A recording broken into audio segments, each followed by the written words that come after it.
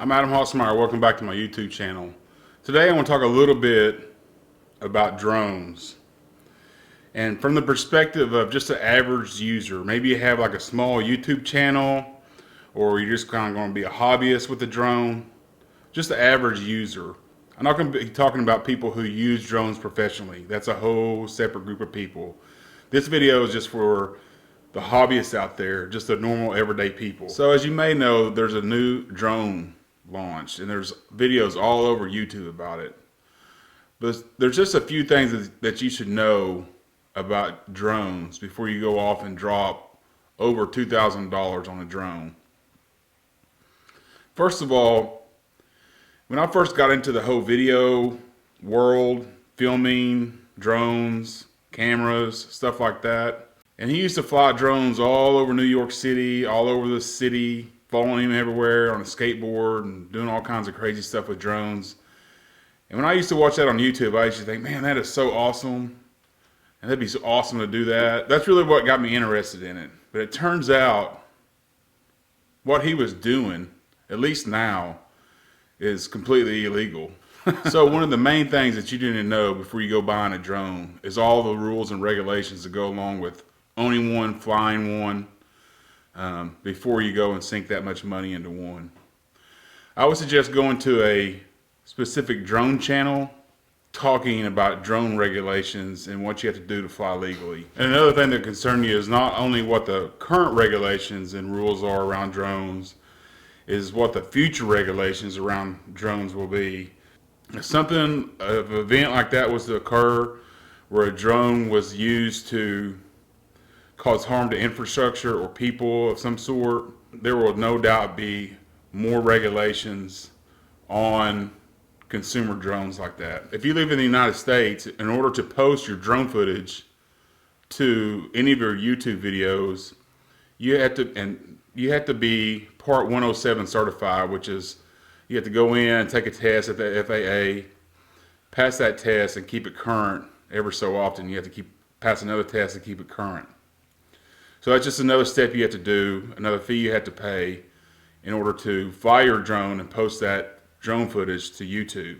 While we're talking about posting to YouTube and stuff, those guys that you see on YouTube that show all this amazing drone footage of, this and that and whatever, they all have their 107 pilot's license, or they have somebody else flying it for them, but they're not showing you that. And also, it takes a long time to be able to fly a drone to get footage like they do. Don't think you can just fly your drone up in the air and you're going to get, epic looking footage like they do. It's really hard and difficult to get shots that look like they do because they are so good at flying their drone. So just so you know, flying a drone, getting epic footage is not as easy as it looks. Those guys are really, really skilled flying their drone, and also really, really skilled at getting the colors to look exactly how they want them to look. If you get a drone, it's not automatically going to look good. It's not automatically going to look epic.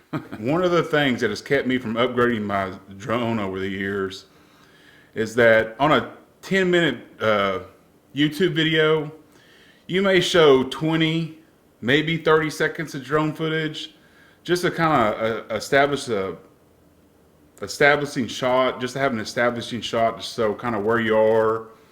Maybe you might follow you a little bit here and there, but overall, in a 10-minute video, you're going to use very little of the drone footage because it seems like viewers they've watched so much drone footage over the years, they get really bored with it fast. 20 to 30 seconds of 4K 30 or 4K 60, 10-bit, all that stuff. I mean, it's really, all that stuff is not going to matter too much in the end when you're only showing just a few seconds of it in your video.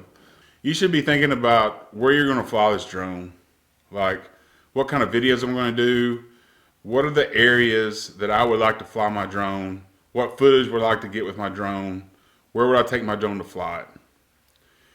And that's been the major contention that I have with drones is no matter where you go, there always seems to be some restricted airspace that you're in. There is, at least around where I live, there's little bitty tiny airports just everywhere. And around those airports, you have a restricted area. So it makes it really, really difficult to find a spot that's not restricted to fly your drone. So before you go buying a drone, I would suggest downloading like an app, like a Before You Fly app is a good one. Or I think you can go on DJI's website itself, look on their website and see exactly where you're going to be able to fly the drone and where exactly you're not going to be able to fly the drone.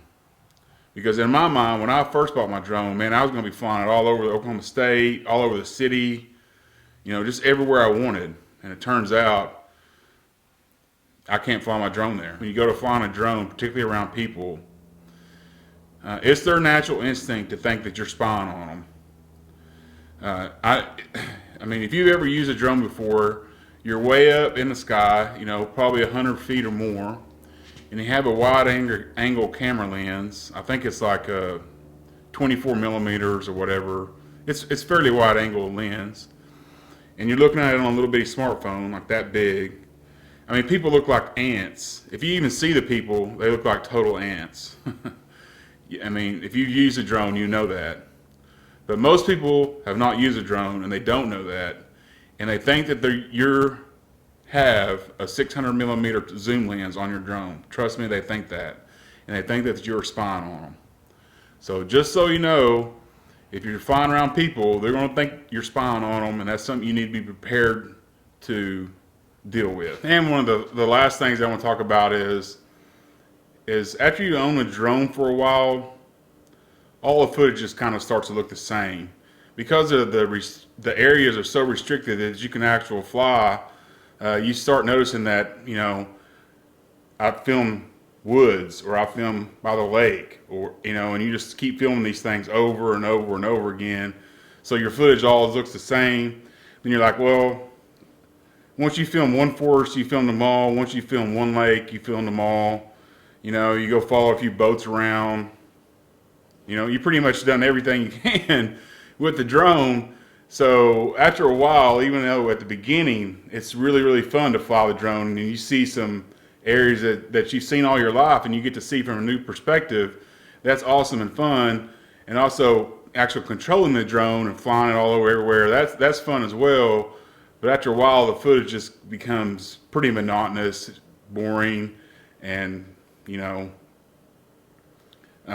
things that you've seen over and over and over again. So just keep that in mind. So that's just my perspective on using drones from just a hobbyist, small YouTube channel point of view. Now, if you really, I mean, drones can be really, really fun, and they can add a lot of interest into your videos, but you should know what you're getting into before you go off and spend $2,000, $2,500 on a drone. Now, if you know what you're getting into, you know, you already know if a $2,000, $2,500 drone is something that's going to benefit you.